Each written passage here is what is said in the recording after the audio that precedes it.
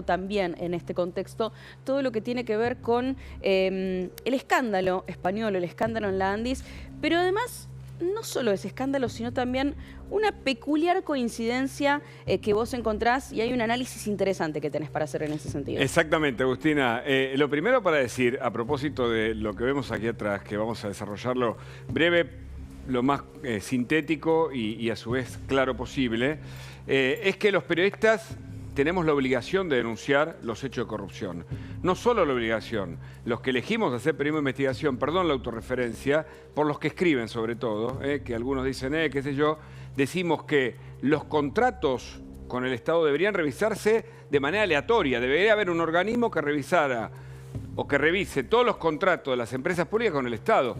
Es un buen momento para que la justicia pueda hacer el seguimiento de Andis con la suizo-argentina y todos los laboratorios que tienen, sobre todo es industria, ¿no? Como la obra pública y demás, que tienen contrato con el Estado para que se revisen.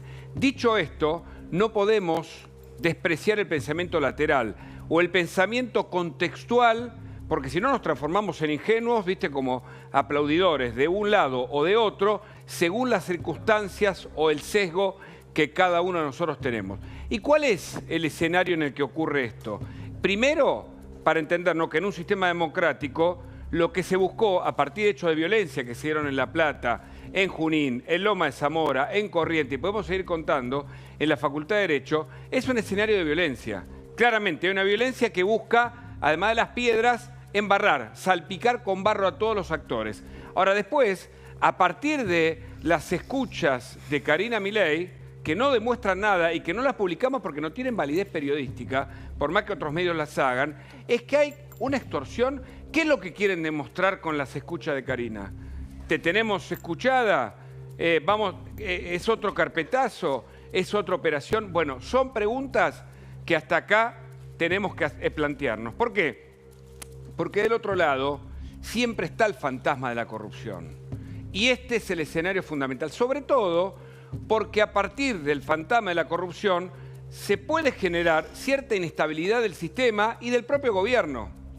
Para entender este fenómeno, y ahí vemos a los actores principales, 2 exfuncionarios y 2 empresarios investigados en este momento en la justicia federal, tenemos que plantear que hay ciertas coincidencias entre esto, que es el escándalo español, y aquel operativo PUF. Hoy los principales editorialistas de los diarios lo abordan así incluso, No es un tema que tiene algún periodista en particular. Nosotros lo contamos ayer. Hoy tenemos más elementos para contarlo. ¿Por qué? Porque las hipótesis son 3. ¿De qué? De cómo se inició esto. Si está la línea de tiempo para entender finalmente cómo ocurre, vamos a poder conectar, además, a quiénes personajes o qué personajes se repiten, sí, entre el operativo PUF, ¿te acordás, no? Aquel por el cual querían voltear al fiscal Stornelli y al juez Bonadío, justamente para anular la causa de Cuaderno de las Coimas. ¿Te acordás, no? Aquel que ocurrió en Dolores, ensuciaron a un periodista como Daniel Santoro. Y ahí vamos a ver los actores que intervinieron. Pero fíjate lo que pasó en esta cronología de hechos para entender que si esto lo tenían hace un año y medio, ¿por qué lo sacaron el martes a la noche? Fíjate, ahí lo ves. Martes 19, me corro por acá, se conocen los audios de Españolo. Martes 19, ¿a través de qué? De un medio alternativo. Vamos a hablar de ese medio ahora. El miércoles 20, el día en el que se trata la emergencia por la ley de discapacidad. A la mañana, Dalbón, después de que se conocieron los audios horas antes, presenta la denuncia en Comodoro Pi. A la tarde, Leandro Santoro presenta los audios en el Congreso, en el momento que se trataba la ley de emergencia por discapacidad. Y a la noche, Casanelo delega la causa en Picardi, pero mientras tanto ordena o convalida los allanamientos. Todo muy rápido. Los allanamientos se producen uno tras otro, me hace acordar a otras causas judiciales, y a partir de ese momento uno ve que no es casual que estos audios que aparentemente se produjeron hace más de un año se repitiesen y dieran muestra o dieran cuenta de cómo se organizó aparentemente un plan. Un plan en el que casualmente hay 4 jugadores que intervienen en los 2 casos. Mirá, Hay tres teorías sobre el tema.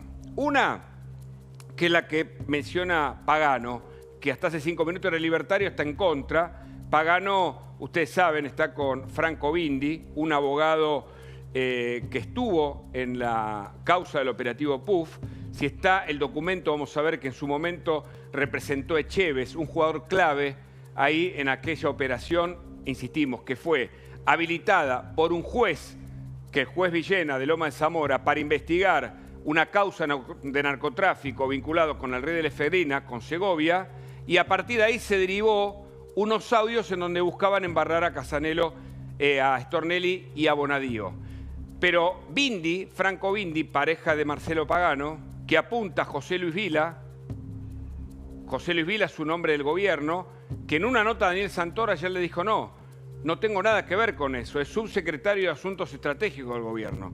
El responsable de esto, dijo Vila, es Bindi, que aparece, como te decía, en el operativo PUF. El abogado que tiene relaciones con Venezuela, además, que está muy vinculado con el gobierno de Zamora, fue abogado y representante del gobierno de Santiago del Estero, que a su vez es padrino de Tobillino, el tesorero de la AFA, que tiene el medio Carnaval, donde se empezaron a difundir los audios.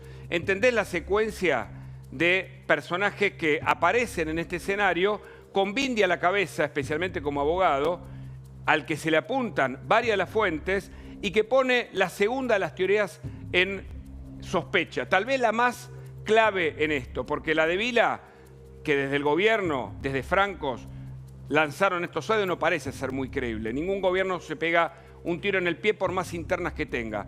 Pero esa es una de las que se sostiene.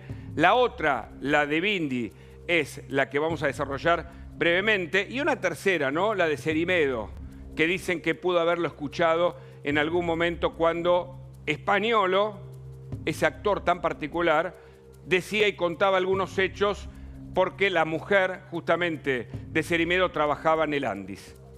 Pero la de Bindi es la que prospera más por los actores que aparecen, porque además de Bindi, en varias de las escuchas se habla de Stornelli, se habla de Pagano, se habla de dos fundamentales actores en esta causa. Del fiscal Franco Picardi, que fue el que, mirá la nota periodística, dijo que las escuchas de la causa operativo PUF no eran válidas y por eso se terminó anulando hace un par de semanas atrás. Y también de Casanelo, que según ese comentario en el operativo PUF, había sido el que se había reunido con Cristina Fernández de Kirchner y que eso lo invalidaba para investigar. Actores que se repiten, escenas que se encuadran y un operativo que claramente, en este caso, puede ser el escándalo de Spagnuolo, pero que demuestran que el origen de las escuchas, el origen del escenario, es un origen bien pensado para embarrar la cancha, para intentar golpear al gobierno, plantear sospecha de corrupción que finalmente deberá dilucidar la justicia. Pero el escenario no podemos dejar de plantearlo, hay conexiones entre un punto y el otro y por eso lo contamos. Agustina. Bueno, interesante, ¿eh? Todo lo que analizás. ¿Cuántos actores involucrados, ¿no? Obviamente, en los últimos días, ¿cuántos actores que forman parte de lo que ha ocurrido en estos días en los cuales hemos estado hablando constantemente de este tema? Y todos, digo, más allá de que, reitero, esto se tiene que investigar, digo, porque para que nadie corte nada pensando, esto se tiene que investigar. Dicho eso, obviamente, todos tienen un interés diferente, ¿no? Es que son dos escenarios. El de la justicia es un escenario que tiene que ser fundamental en este y en otros hechos. Tiene que acelerar el proceso, tiene que investigar. Totalmente. Ahora surgen algunos contratos que eventualmente pueden tener sobreprecios, algunos aumentos de los contratos de la sociedad argentina. Todo ese escenario tiene que avanzar y rápido para evitar lo que ya está planteado, que es una cancha embarrada para el gobierno, que surge como el escenario de la violencia, como el escenario de que el gobierno es vulnerable y lo pueden grabar dentro de la casa del gobierno, pero con algunos personajes que se repiten. Cuando hablamos de Franco Bindi, lo hablamos vinculado, por ejemplo, a un medio de comunicación que además dice que fue financiado por un empresario pakistaní, con un hombre, hemos hablado, claro, que tiene relación con el mundo, muchos dicen de la inteligencia venezolana, y que también tiene relación con el mundo de inteligencia local, que estuvo en varias causas, incluso en la defensa de Lázaro Báez cuando comenzó la ruta del dinero K. Planteamos, son preguntas, son escenarios posibles. Algunos dicen, que lo de Españolo también hay que observarlo, porque Españolo, un hombre que se logra, yo no sé si está lo del presidente que en un momento dijo hay infiltrados, que yo no sé si se logra infiltrar en el gobierno con tanta confianza con el presidente para hacerlo, pero en cualquier caso no tenía los créditos para ocupar el lugar que ocupaba. No, y eso fue señalado desde el primer día, que le valió críticas a Javier Milei también, porque fue ¿por qué designás a alguien que no sabe nada de discapacidad al respecto? La respuesta que daban desde el gobierno siempre era, bueno, porque hay que analizar también los curros, ¿no? Bueno, tampoco terminó resolviendo rápidamente las auditorías, ¿no? que había que hacer en ese sentido. De hecho, fue parte de lo que muchos dentro del gobierno le recriminaban y reprochaban al propio Españolo, ¿no? ¿Por qué no se avanzaba con estas famosas auditorías? ¿Quién es Españolo? Esta es una de las claves que deberá dilucidar la justicia a propósito de los contratos, que van a aparecer seguramente muy analizados y seguramente veremos si las escuchas o los audios pueden formar parte de la investigación.